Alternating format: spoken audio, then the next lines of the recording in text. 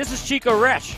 You are listening to the Let's Go Devils podcast on the Primetime Radio Network. Happy Devils Monday. This is Game Day Live coming to you from the Primetime Radio virtual studios here in beautiful New Jersey and in Chicago. Happy Devils Monday. I'm your host, Sam Wu, here with Pucks and Pitchforks blog contributor, Vinnie Parise. Actually, I'm a Pucks and Pitchforks blog contributor as well. You can read my blog today because is it 2025 yet, Vinnie? I don't know. As we're streaming live on Facebook Live, Twitter Live, YouTube Live, and Twitch on the Primetime Radio Network. Is it 2025 yet? Can it be 2025 for a couple days so we can beat these pesky Toronto Maple Leafs? Yeah, it is not 2025 yet, and that's a problem because that's probably going to be around when I think the Devils are going to start to really get going. Some of these guys will really start to be in their prime by that point in time. Hopefully they have the long-term goaltender situation figured out by then. You know, you figure Dawson Mercer will be in year 3 or 4 by that point. Jesper Bratt, Nico Hischier, Jack Hughes, they'll all be savvy veterans by 2025. Ty Smith, Dougie Hamilton will be in year 3 or 4 of his contract by that point in time. And hopefully by then, all of these high draft picks and all of this losing that they've done basically since the 2018 magical season ended will come to fruition and do something good for this franchise. I believe in some of these guys. I don't really believe in the team much right now. I had them coming in 7th in the Metro before the season even started. Then they got kind of hot, and I was like, well, maybe did I kind of underestimate them a little bit? But then things really started to shake up and some injuries to the goalies and whatnot. So it is what it is in the present year, but hopefully 2025 does bring some good times. I think they will.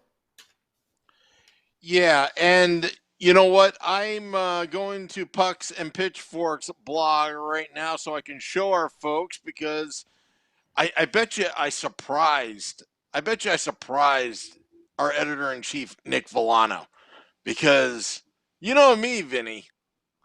When I feel like blogging, I feel like blogging.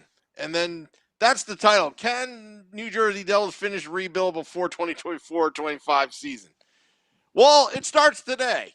It starts today. You kind of build up towards that. Just enjoy the growing pains for now, Devils fans.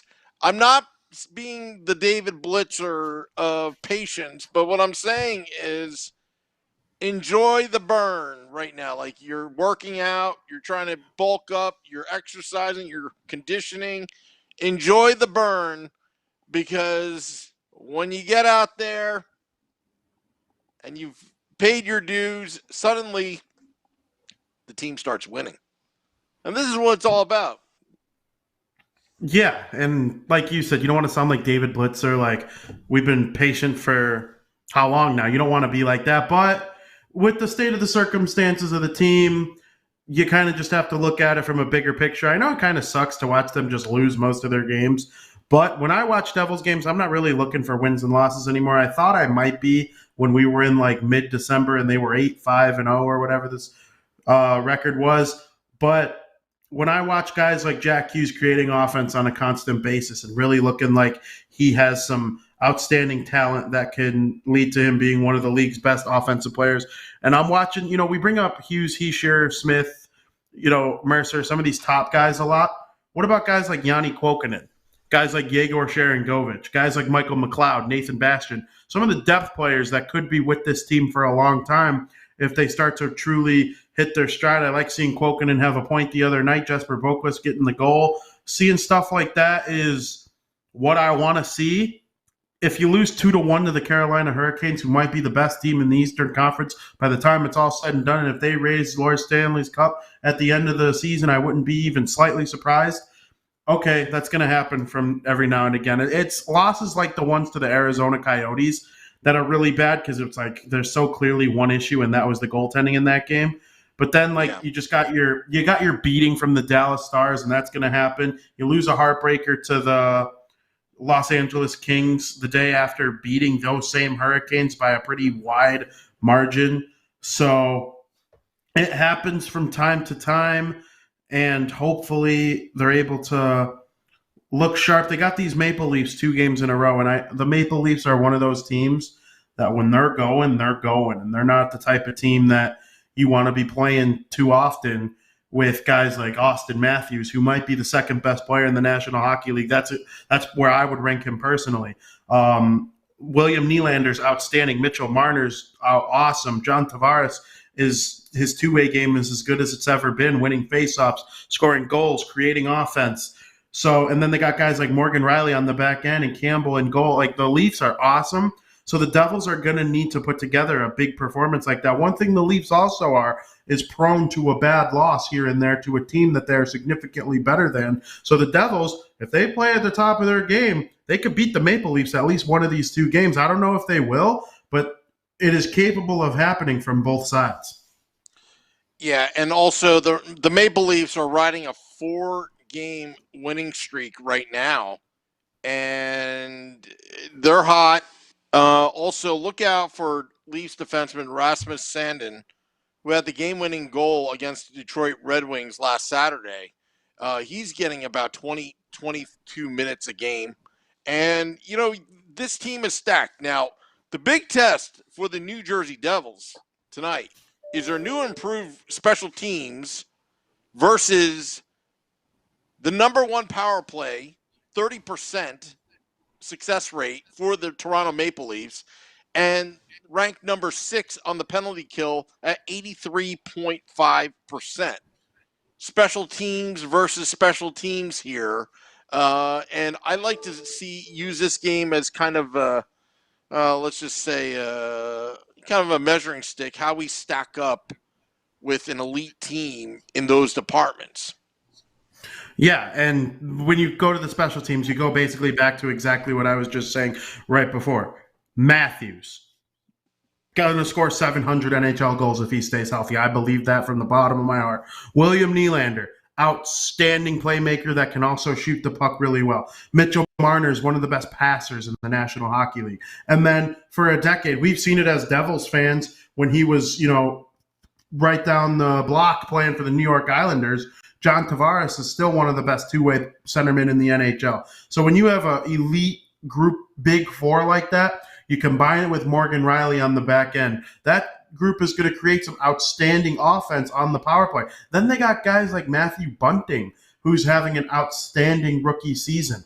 And, even Wayne Simmons is chipping in every now and again. And I'm not too sure what his role is going to be in this game, but it'll be interesting to see. And then when you kill penalties, and you got guys like Kerfoot, who the Devils drafted at one point, who's outstanding defensively. The Leafs, their special teams being what they are, is not very surprising to me. And the Devils are going to have to really put forward their best foot in order to take advantage of, taking or drawing a penalty. And they're great at drawing penalties, and they've been great lately on the power play. And when you have somebody like we like to talk about on this show, Nathan Bastian, standing in front of the goalie like that, you can create offense even against the best penalty-killing teams in the NHL. So I actually think each team should net a power play goal tonight. That's my prediction, is each team gets one.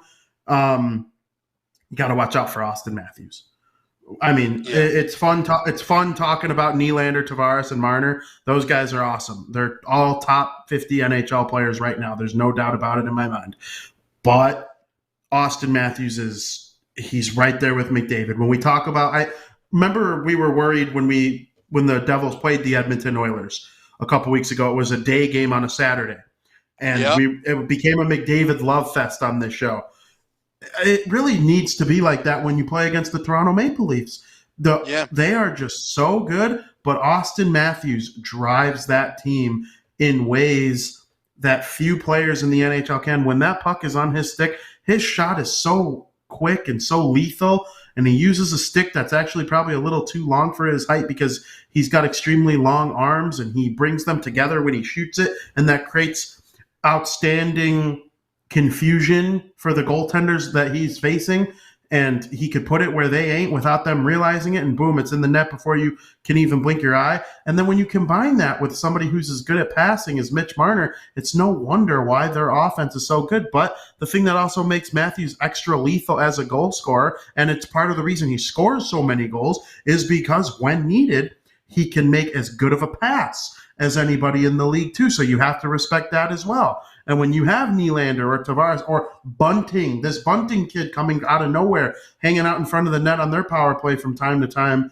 and making the second unit even more balanced because they can switch around some of these guys. And you have Morgan Riley who could feed anybody at the top of the circle.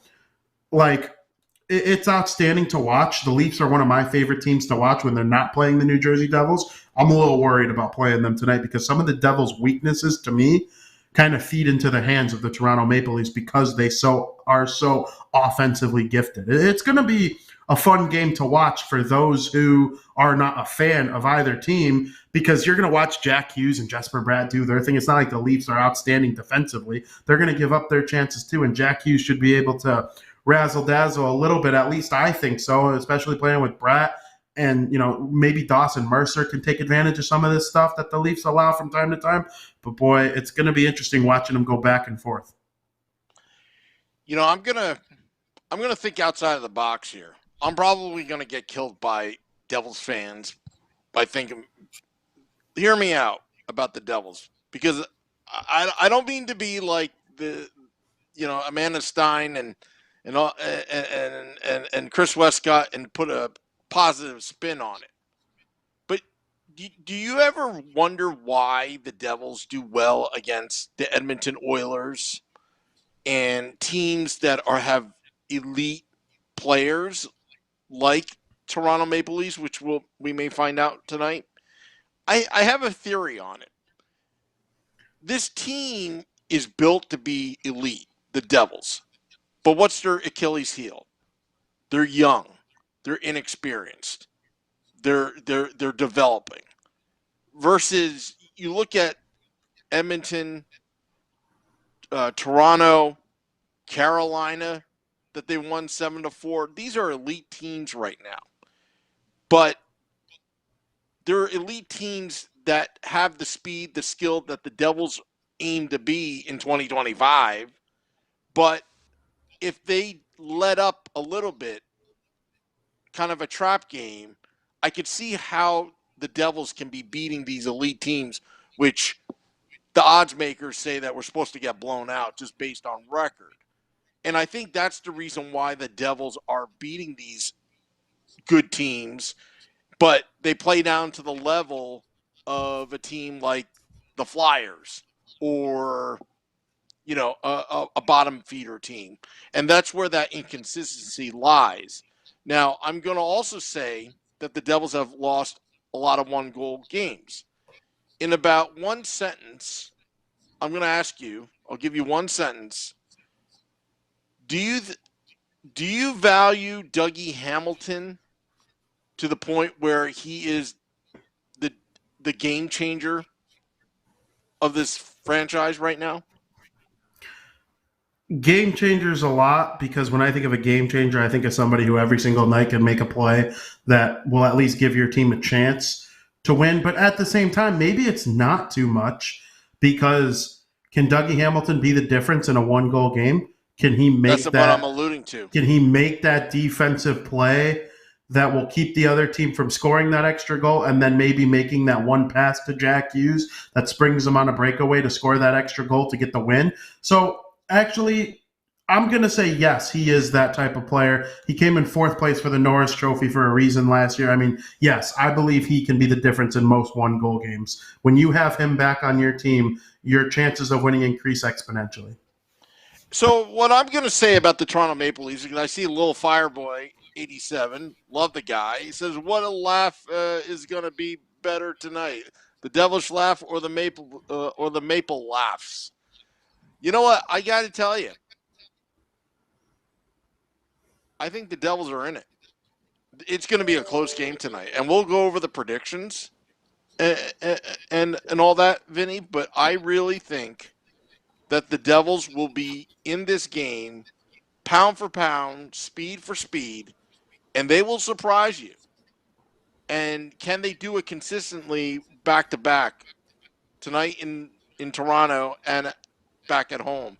And also, just remember, the goaltending has been horrendous. But John Gillies, I think Schmid is starting tonight. But John Gillies, for all intents and purposes, is filling his role as the 1C backup for the team. I think he's done more than expected because I thought we were going to get blown out in all these games. Yeah, especially when it went down 2-0 early to the Carolina Hurricanes on Saturday night. I was like, oh, here we go again. The Devils beat them last time, so the Hurricanes are mad, and they're going to blow them out of their own building this time. That didn't turn out to be the case. It just wasn't the case. I like the Devils more at home tomorrow with Gillies in net than I do on the road tonight. Austin Matthews is probably going to feast on whoever Sheldon Keefe decides to match him up against in terms of New Jersey Devils defense and forward lines. But I'm sure tomorrow at home he'll see lots of Nico Hischier and he'll see lots of Michael McLeod. And that's obviously the way you want to do it. If I'm Sheldon Keefe tonight, whenever I see Jack Hughes hop over the boards, I'm sending Matthews out there. So it's going to be interesting to see how that works out tonight on the road for New Jersey. But with all that said, I think I kind of agree with you. I'm not sure the Devils are going to win against the Toronto Maple Leafs. But if they get blown out by them, I would be a little surprised, I must say. Yeah, you know what? I hope my theory's correct for the sake of the franchise. Because you know what? There's so much, and Andrew Gilmer is not going to like it. There is so much talent on this team. It just hasn't been developed and refined yet. And what I wrote in my article today for pucksandpitchforks.com, another plug there, that it's really the second part of the rebuild. The first phase of the rebuild was Ray Shero.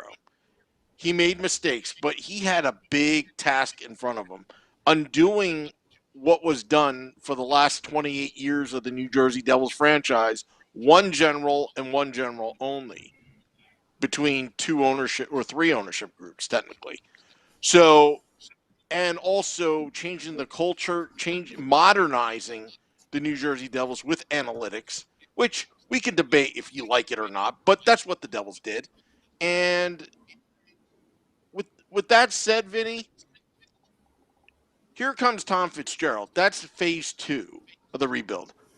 Learning the mistakes that were made. Yes, Fitzgerald was there in 2015 as assistant GM. Yes, Fitzgerald was sitting on the bench observing for Ray Shero what's going on. But what Fitzgerald did with the combination of Shero towards the end there, they turned 2 drafts, 2020, 2021, and combined 5 first-round draft picks. Only one is a full-time player, which is Dawson Mercer in his rookie season. We really haven't seen the other 4 other than a taste and appetizer of Alexander Holtz. So we can't really grade Tom Fitzgerald other than he's fleeced a couple teams along the way.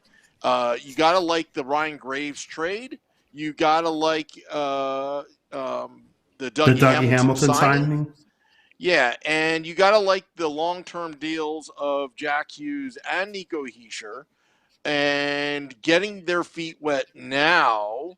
So in 2025, they'll be halfway through their contract, just entering their prime, and then you've got a mature farm system in Utica, which, by the way, have been, what's the record, 25-5-5 or something like that? Yeah, they're on fire. Yeah, and once that mature, there's not going to be enough spot because there's going to be a tremendous amount of talent. And if this is a lottery pick year, more the merrier. The pipeline fills. If the next 2 drafts are lottery picks, I'm okay with that as long as 2025 actually comes to fruition. But we won't know that. It's 3 years away. 2 years if you want to say 2024, October 2024. But you know what? I'm not patient for things not to progress, but I will be patient if you show me the goods. You show me that silver at the end of the year. Yes, I agree with all of that. I think they've really gotten better each year since winning the lottery the second time. Taylor Hall had that magical run in 2018, but I would say the 2019 team was better than the 2017 team. And I would say the 2020 team was a little bit of an improvement over the 2019 team. And as bad as it's been from time to time this year, I would say this year is a slight improvement over last year, because at least this year you can start to see the pieces that will be important in 2025 really start to take that next step. And that's kind of where I'm at with the team as a whole, because as long as you keep taking steps each time around, and maybe instead of getting blown out by the Carolina Hurricanes, you lose 2-1, and it's because you couldn't get the game tied late in the game, and you had a push and you played one of your better games and you still lost by 1. That happens, and it happens with young teams. You brought up youth earlier, and as far as I'm concerned, you just got to keep developing, keep drafting. Let Luke Hughes play in Michigan again next year. Why rush him? Owen Power is probably going to come up and play for the Buffalo Sabres, but he's a whole year ahead of Luke Hughes. And we're probably going to see next year on that Michigan team, if Luke Hughes goes back to Michigan, Owen Power and Kent Johnson and Matty Beniers will all be gone to the NHL. They all will probably play with the Columbus Blue Jackets, Seattle Kraken, and Buffalo Sabres respectively this year. So Luke Hughes would be the man on that team. He'll be the guy getting top power play minutes. He'll be the guy maybe close to 1.5 per game, because he's already pretty close to a point per game now. And he'll have a whole nother year of development. The excitement of playing with his brother coming up. If the Devils are in a playoff position next year, you might see them make it once Michigan is eliminated next year, or win the Frozen Four. I think if you win the Frozen Four, then you probably don't make it to the NHL that year. But, I mean, the Devils have a lot to look forward to. It's a lot of junk right now, but the coach probably isn't going to be the same over the next couple of years. And my condolences to Lindy Ruff with the passing of his father. But, the coach is probably not going to be the same in 2025. The goalie might not be the same in 2025. It might all change in terms of the personnel behind the bench. And hopefully Tom Fitzgerald is able to do what he needs to do to stick around and be that guy building this team. Because so far there has been more good than bad. I will say that. Ray Shearer you can point to and say, okay, that draft pick probably wasn't the best. But, hey, they got Jesper Bratt in the 6th round in the same draft that they took McLeod too early. And if McLeod was taken in the 6th round and Bratt was taken in the 1st round, we'd be singing everybody's praises. But because of the way it was, that's how the cookie crumbles sometimes. I don't think Ray Shearer in Pittsburgh was known for his drafting.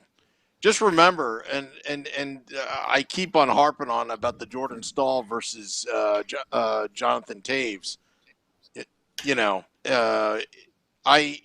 That's just one example. I think Ray Shearer was diligent enough to push the right buttons in Pittsburgh and working the salary cap and managing all those egos, on the team, because they had a lot of young studs, right? And they performed very well and won one cup. A lot of it was Craig Patrick. Dan Patrick is the broadcaster. And, Tommy Fitz, let's put it this way. I wonder if he's going to do in this draft in 2022. Have multiple first rounders. One's going to be the project draft. So you got the project one in Shakir Muhammadulin, right? And Chase Stillman, okay, let him, we don't need him now, but you're a project. You're going to be effective when you come up. We have time. I wonder if he's going to do that, flip a couple trades to get that first rounder. So he'll have two, hopefully two in the lottery, in the top 15, and continue doing what he's doing. Because I'll tell you what, if these guys like Riley Walsh, Kevin Ball, if they don't make it to the club, if the club in 2 years is going to make the playoff run, you can trade these assets.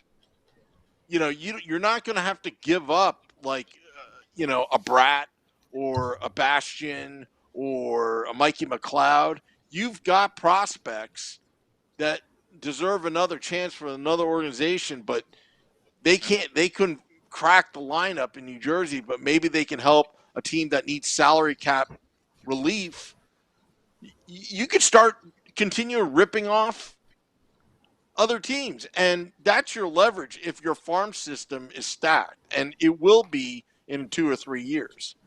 And I think maybe that's what we're going to have to look forward to. But for now, all I want to see is team chemistry. All I want to see is fundamentals. Guys, again, if there's a turnover, get back and help out. Be responsible of your own turnover. You turn over the puck, you better hustle back and back check, because there's somebody else that's, got your back. You better get his back as well. That kind of team concept. So that's what I look for, and it's been there, but it's been very inconsistent at times with this team, which hence that's why they're one of the poorest teams on record.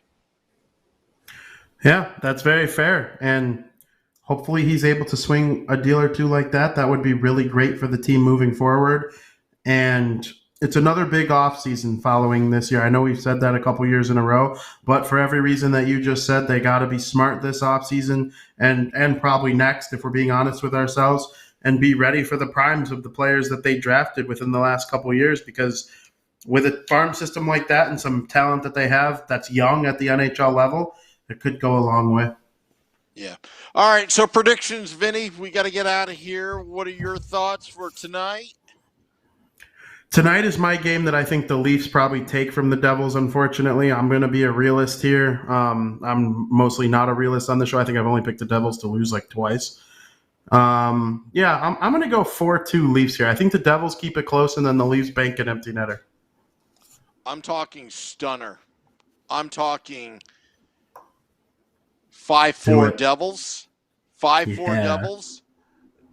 Schmid gets his first win. And on top of everything else, it's all going to come down to special teams. It's all going to come down to, will the Devils take bad penalties and jumpstart that power play of Toronto? And can the Devils defense, hold that power play at bay? We shall see. The special teams. Let's see if what the Devils have done in the last 6 weeks, if they are for real. This is a team to go against and find out. Absolutely. I love it. Very good pick. I hope you're Chico right. Resch. Oops, sorry. I keep on hitting the wrong Hey, button. Chico. We love Chico, though. There's no wrong with that. Yeah, we love Chico. It doesn't matter. It doesn't matter. Oh, my goodness. All right. There we go. There's the music. Want to thank everybody for joining in. Just remember, Devils After Dark, after the game, Scotty of SiriusXM, Liquid Metal, and I will recap the game that was. All right. Enjoy the game, everybody. Enjoy. Just think that 2025 will be here soon enough. Till next time, this is Game Day Live. Let's go, Devils.